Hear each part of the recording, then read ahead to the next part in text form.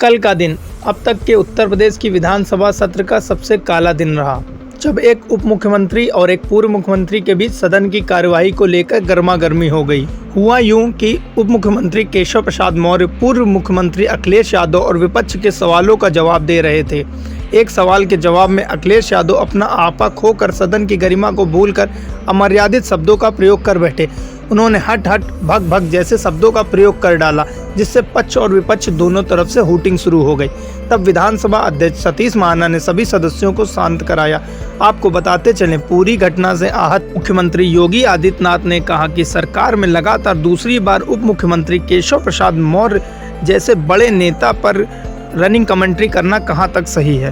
उन्होंने विधानसभा अध्यक्ष के समक्ष नेता प्रतिपक्ष व पूर्व मुख्यमंत्री अखिलेश यादव व सभी सदस्यों से नाराजगी जताते हुए सदन की गरिमा को बनाए रखने की अपील की व ऐसे शब्दों की दोबारा पुनरावृत्ति न हो, ऐसा ध्यान रखने की भी अपील करी। आइए आपको दिखाते हैं क्या रहा पूरा मामला उपसंहार न्यूज की खास रिपोर्ट में। मुझे लगता है आपने सैफई की जमीन बेच करके ये सब बनवा दिया है। तुम अपने घर के तुम अपने पिताजी से पैसा लाते हो बनाने के लिए, तुमने राशन बांटा है तो पिताजी ने क्या बात है। एक सम्मानित नेता के खिलाफ असभ्य शब्दों का प्रयोग हो, तो शब्द का प्रयोग हो, तो ठीक नहीं है। और मैं बड़ी विनम्रता से कहूंगा नेता प्रतिपक्ष को कि आपको इतना उत्तेजित नहीं होना चाहिए। जब एक सदस्य बोल रहा हो तो सदस्य के बीच में, और खासतौर पर उप मुख्यमंत्री बोल रहे हो तो बीच में रनिंग कमेंट्री करना, बीच में धमकी देना, ये चीजें ठीक नहीं है। और मुझे लगता है सदन की मर्यादाएं इससे आहत होती हैं। अखिलेश जी हमारे बड़े अच्छे, आपको मैं पसंद करता हूं। अध्यक्ष बोले हम आ पाए ना आ पाए, ये हमारे माननीय सदस्य लोक भवन में कब बैठ पाएंगे।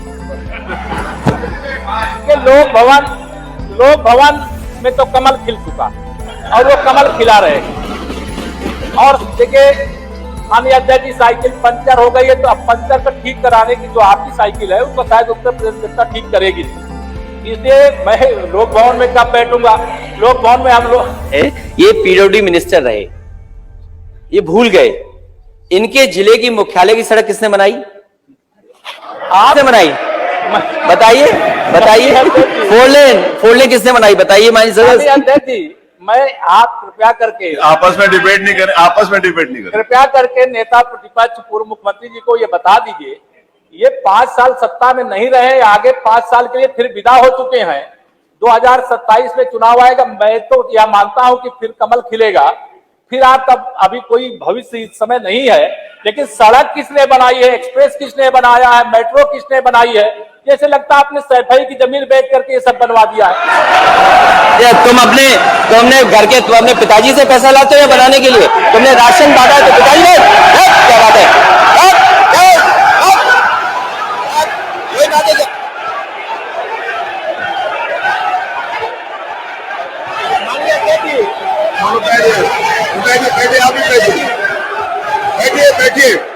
बैठिए, आप भी बैठे, राजेश जी आप भी बैठिए, सब लोग बैठे, आप भी बैठिए, सब लोग, नेम जी बैठिए, राजीव बैठो, आप भी बैठिए प्लीज, आप भी बैठे, आप बैठिए, जवाब हो गया, उन्होंने दे दिया, आप बैठिए, आप हो गया जवाब, वो नेता है ना माननीय अखिलेश जी ने दे दिया, आप बैठिए, आगे बातचीत चल रही है, बैठिए।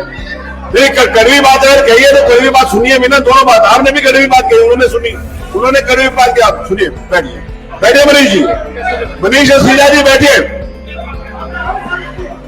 आप भी बैठे, सब लोग बैठे। अध्यक्ष जी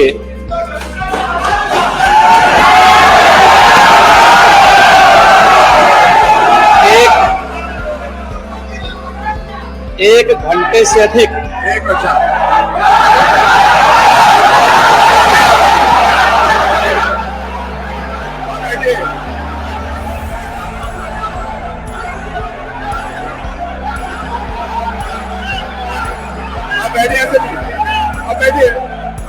माननीय अध्यक्ष जी, नेता सदन खड़े हैं, माननीय आप अनुमति दे चुके हैं, उसके बाद ये शोर शराबा ठीक नहीं है, ये उचित बात नहीं। अध्यक्ष जी 1 घंटे से अधिक पूरा सदन मान्य नेता प्रतिपक्ष को सुनता रहा। बड़ी शालीनता के साथ उन्होंने अपनी बात कही। विपक्ष के नेता का जो दायित्व था, उन्होंने अपने कर्तव्यों का निर्वहन किया, हम लोगों ने सुना। इस सदन में और सरकार के उप मुख्यमंत्री अपनी बात को रख रहे हैं, बीच में रनिंग कमेंट्री का मतलब क्या है? और दूसरा, एक सम्मानित नेता के खिलाफ असभ्य शब्दों का प्रयोग हो, तो शब्द का प्रयोग हो, तो ठीक नहीं है। और मैं बड़ी विनम्रता से कहूंगा नेता प्रतिपक्ष को कि आपको इतना उत्तेजित नहीं होना चाहिए। देखिए, सफाई की बात नहीं कर रहा हूं मैं, सवाल सफाई का नहीं है। हम लोग भी जो विकास कार्य करा रहे हैं, या आपकी सरकार के समय जो विकास कार्य हुए होंगे, ये हमारी ड्यूटी थी। सरकार होती है और हर सरकार को अपनी उपलब्धि को कहने का अधिकार है। माननीय उप मुख्यमंत्री जी ने बिल्कुल सही कहा कि विकास, आपने कहा, आप विकास की जब चर्चा हुई तो उन्होंने जो बातें कही बिल्कुल ठीक ढंग से की थी। आपके यहां के दूसरे नेता या जब माननीय उप मुख्यमंत्री का यहां पर भाषण संपन्न होता, उसके बाद अपनी बात आप लोग कह सकते थे। लेकिन देखिए, मैं कल भी देख रहा था, कल माननीय वित्त मंत्री जी यहां पे जवाब देने के लिए खड़े हुए, उन पर जिस तरीके की भाषा का प्रयोग उस समय किया गया, आज फिर हम देख रहे हैं। देखिए, लोकतंत्र में हर सदस्य को सदन में अपनी बात रखने का पूरा अधिकार है, और अगर आप कहेंगे तो कैसे इस बात की अपेक्षा रखते हैं कि इस बार से उसका जवाब नहीं मिलेगा? पूरे 1 घंटे से अधिक समय तक पूरा सदन और खासतौर पर सत्ता पक्ष से जुड़े हुए सभी मान्य सदस्यों ने आपकी बात को बहुत ध्यान से सुना। देखिए, सहमत होना ना होना अपना विषय है, नहीं, सवाल दूसरा नहीं। देखिए, सफाई भी इसी प्रदेश का हिस्सा है। अध्यक्ष महोदय, सवाल ये नहीं है, मैं सुनने को तैयार हूं। अच्छा, मुख्यमंत्री जी बोल रहे हैं, सफाई भी तो इसी प्रदेश का हिस्सा है। नहीं, सफाई, देखिए, भाषा आप उसको बाद में बोल सकते हैं। देखिए, हमारी सहमति असहमति हो सकती है, देखिए, हमारी असहमति असहमति हो सकती है किसी बात पर, हम बाद में इस बात को करेक्शन करा सकते हैं। लेकिन तो मैं शब्द का प्रयोग नहीं किया जाना चाहिए और किसी भी असभ्य भाषा का प्रयोग नहीं होना चाहिए। और मैं माननीय अध्यक्ष जी से अनुरोध करूंगा कि अगर इस प्रकार की शब्दावली प्रोसीडिंग का हिस्सा बनी है तो कृपया उसको हटवा दें, क्योंकि ये गलत परंपरा होगी और मैसेज का देश के अंदर खराब जाएगा। हमें हमेशा इस बात को ध्यान में रखना होगा, सदन की मर्यादा का ध्यान हर हाल में बनाए रखना होगा। दूसरा, जब एक सदस्य बोल रहा हो तो सदस्य के बीच में, और खासतौर पर उप मुख्यमंत्री बोल रहे हो, तो बीच में रनिंग कमेंट्री करना, बीच में धमकी देना, ये चीजें ठीक नहीं है। और मुझे लगता है सदन की मर्यादाएं इससे आहत होती हैं, कोई भी इसको नहीं स्वीकार करेगा। और मैं विनम्रता से कहूंगा, माननीय नेता प्रतिपक्ष को उनका सम्मान है, वे सबसे बड़े विपक्षी दल के नेता हैं, और मुझे लगता है कि इस मर्यादा की अपेक्षा केवल सत्ता पक्ष से ही न करें, विपक्ष भी उस मर्यादा का पालन करेगा तो दोनों का सम्मान बना रहेगा। और ये सम्मान दोनों का बना रहे। देखिए, सहमति असहमति लोकतंत्र की ताकत है, या आवश्यक नहीं, हम ये नहीं कहते हमारी बात से सहमत हो, या मैं ये भी नहीं कह सकता कि मैं आपकी बात से सहमत हूं। जब मेरी बारी आएगी, मैंने तो पूरे 1 घंटे तक आपकी बात को सुना, मेरी बारी जब मेरे दल की ओर से मेरी बारी लगाई जाएगी, मैं उस दिन अपनी बात को यहां पे रखूंगा। मैंने आपके पूरे भाषण को इसलिए सुना ही नहीं, प्रोसीडिंग मंगाऊंगा, फिर देखूंगा, उसका पूरा जवाब भी दूंगा यहां सदन पे। और मैं उम्मीद करूंगा कि सभी विपक्षी नेतागण उस दिन यहां पर हमारी बात को भी सुनेंगे। लेकिन एक सरकार के वरिष्ठतम नेता में से एक और उप मुख्यमंत्री, जो लगातार दूसरी बार उप मुख्यमंत्री हो रहे हैं, उनके द्वारा अपनी बात को रखा जा रहा हो, मुझे लगता है शालीनता से हमें सुनना चाहिए। अगर हमें लगता है गलत हो रहा है, देखिए, बहुत सारी चीजें अगर हम भी इस बात को कहते, बहुत सारी चीजें नेता प्रतिपक्ष भी ऐसी थी जो आपत्तिजनक हो सकती थी, हमने सुना, भाई हमें जो स्वीकार करना हो वो स्वीकार करेंगे और उसका जवाब देंगे भी, लेकिन बीच में इस तरीके की उत्तेजना दिखाना उचित नहीं है। देखिए माहौल इससे खराब होता है और अनावश्यक रूप से बाहर मैसेज खराब जाता है। हमारे बारे में टिप्पणियां होती हैं, सदन के बारे में टिप्पणी होती है, हर एक सदस्य की मर्यादा भंग होती है और सदस्य की इसका सम्मान बाहर तार तार होता है, पब्लिक में इसका मैसेज खराब होता है और इस प्रकार की शब्दावली का प्रयोग ना हो। और अगर ये तो शब्द का प्रयोग हुआ है तो मैं आपसे अनुरोध करूंगा कि कृपया इसको सदन की प्रोसीडिंग का हिस्सा कतई न बनाने दिया जाए, क्योंकि ये आने वाले समय में नजीर बनेगा। फिर यही होगा जो इससे पहले इस सदन में होता रहा है, उस चीज को हर हाल में रोकना होगा।